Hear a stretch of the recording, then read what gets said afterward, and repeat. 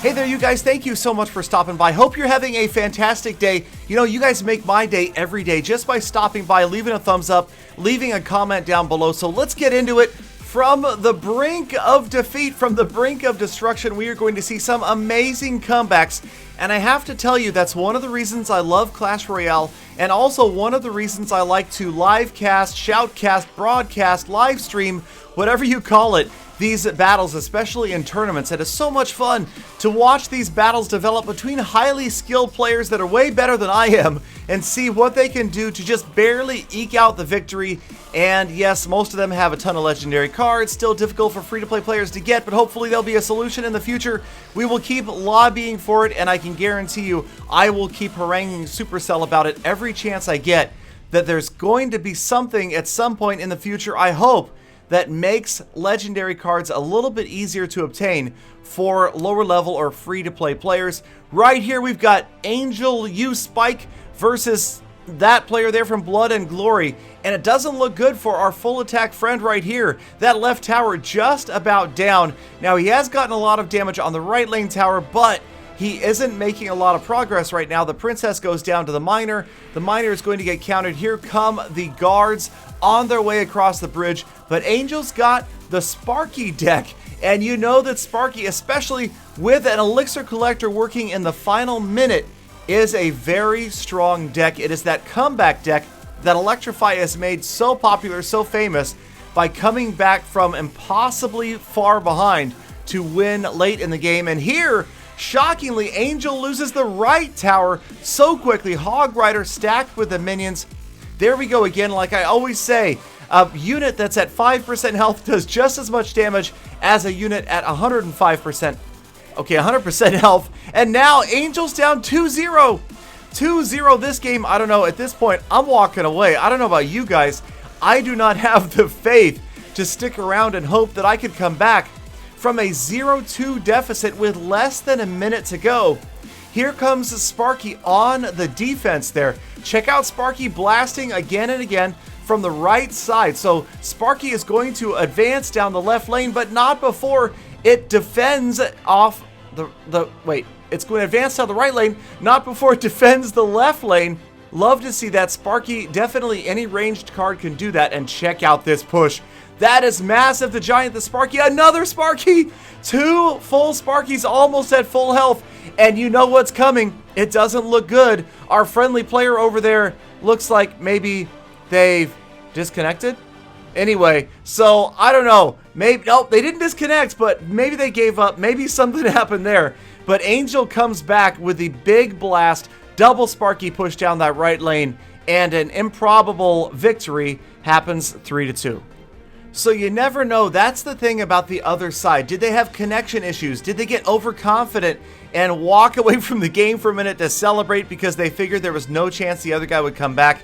The thing about Sparky is so much damage generated in such a short period of time that 10 or 15 seconds that player went at full elixir definitely cost the victory right there.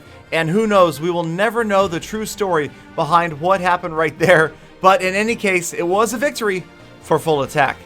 Now right here we are watching Jardi versus Ricky and a couple of level 10 players going at it, and you can see we've got Sparky on both sides. So Sparky versus Sparky action. Royal Giant down the right lane, Sparky and the Giant coming down the left lane. So both players look like they're really focused primarily on pushing, and it looks like Jardi is going to get that left tower down, and the right tower of his own is going to fall. No, he doesn't get the left tower down. He loses his own right tower, and the minion horde combined with the miner are going to come in and just about annihilate that left tower. And once again, we're barely a minute into this battle, and it already looks like it's pretty much over. Ricky just about ready to wrap things up right here. One tower down, the second tower just about to fall. But again, never count Sparky out. With that giant blast, that discharge of Sparky, so easy to turn things around like we've seen time and time again. Now Jardi losing the second tower is now down 2-0, but once again, here comes the big counter push. Now it's just a couple of units, but that was all that was necessary to get that tower down. Jardi trying to come back, but he's already calling out good game.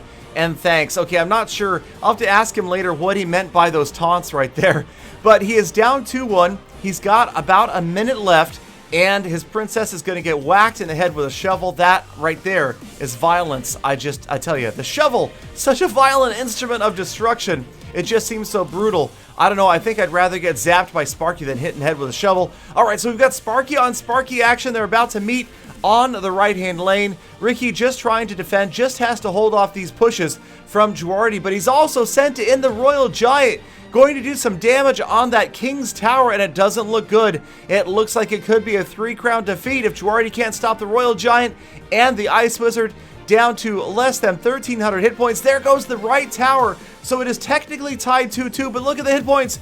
Just about nothing left, but then a giant push down the right-hand lane. 138 hit points left of the King's Tower, but no! Jardi comes back, and again, Giant and Sparky combining to do massive damage, and an improbable comeback from 0-2 to 3 crowns to 2.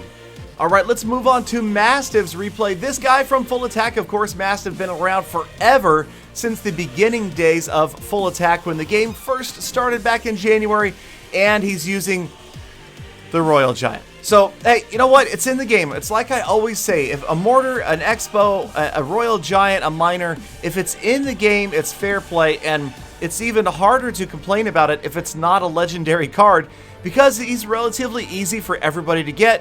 So if you can't beat him, join him, I always say. Mastiff getting a little bit of damage off with his Royal Giant down the left-hand lane. The Knight gets to the tower down the right. A bit of a split lane push, but he does grab about 1,000 hit points off of that left lane tower, and we go on. But here it comes. You've got the Golem and an Elixir Collector. So right now, I am not feeling good if I'm in Mastiff's position. Looks like he's going to push hard down the right-hand lane. Probably a good idea, because that Golem could get to that tower and wipe it out. In the meantime, Mastiff trying to take the early lead 1-0. Can't quite get the job done. And the price Mastiff pays is a full-size, full-health Golem on his side of the battlefield. That is not a good thing. In comes the balloon as everybody else is distracted. The balloon is going to float right in over the tower, untouched, unfettered, unbothered, and start dropping bombs like they were bombs. And that tower is just about down so quickly. Those balloons, so dangerous. Definitely one of my least favorite cards to see in a battle, especially when you have a deck that does not have a great deal of air control. But now look at Mastiff's Giant push down the left-hand lane, taking a tower down. Once again, like we saw in the earlier battles, the tower that was not damaged at all suddenly, in one singular push, gets annihilated, and quickly Mastiff is ahead 1-0, but not for long, as that left lane tower is just about to go down. Only 38 hit points, so a strong breeze is going to bring that tower to its end. And of course, Mastiff is going to have to push hard down the right lane, and you can see his opponent already counting on it, dropping the Golem down the right.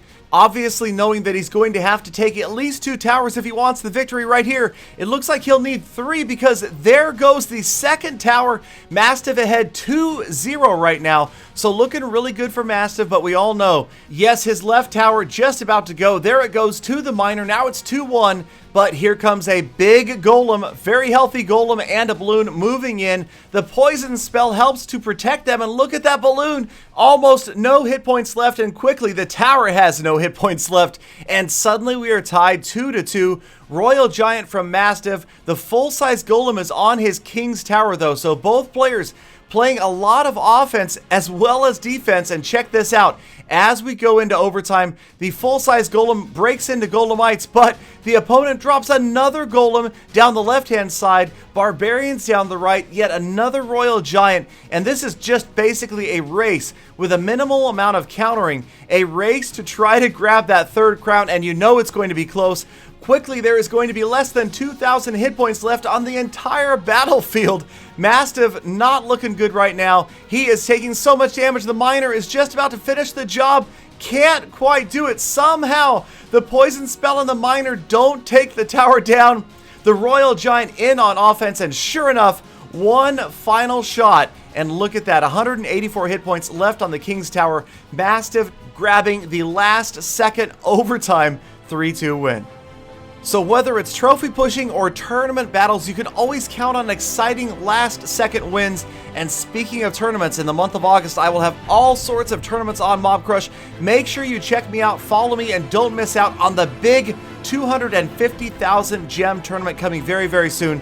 Thank you guys again so much for your time. Please do hit that thumbs up button, subscribe for daily Clash content, and I'll see you all back here again tomorrow for more Full Attacks.